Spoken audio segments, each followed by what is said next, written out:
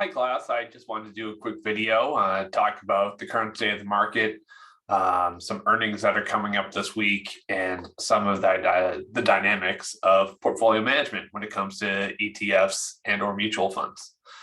It's been a volatile week. A few major headlines are kind of clouding the market. One is being interest rate risk. The Fed has been talking about raising rates to potentially curtail inflation. This is usually pretty negatively impactful for growth stocks, and it tends to be better for value stocks. This is because in an environment of raising rates, value stocks pay dividends, which means you get paid today. Growth stocks pay no dividends, you get paid in the future. Investors value getting paid today when interest rates are going up. So that's a big theme in the market. The Russia-Ukraine stuff, we'll see how that unfolds over the next couple of weeks, although it's an unfortunate circumstance. So far, little market impact to us in the US in terms of real earnings, revenue, and profits, right? Other things, earnings season is wrapping up, meaning at the end of, after every quarter, companies report their earnings. And we're kind of at the tail end. So one company that reports on March 1st is Builders First Source, probably a name that you guys have not heard of. They provide building materials to build single family homes. I'll show you some stuff I usually look at here. This is called FactSet.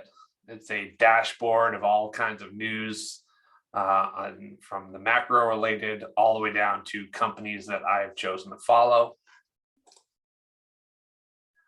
This is the analytics for a sample portfolio that I manage. I try to be balanced between both value and growth. You can kind of see that here by the dividend payout. The dividend payout is often a proxy for value and growth. The dividend is in line with the payout of the S&P 500. So it's kind of right there in the middle.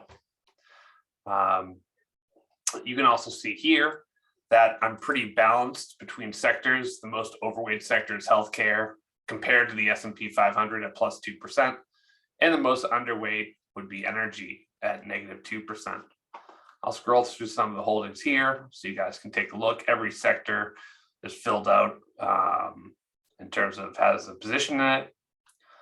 Again, bigger stocks tend to have bigger positions and smaller stocks tend to have smaller positions. That's just a way to control for risk.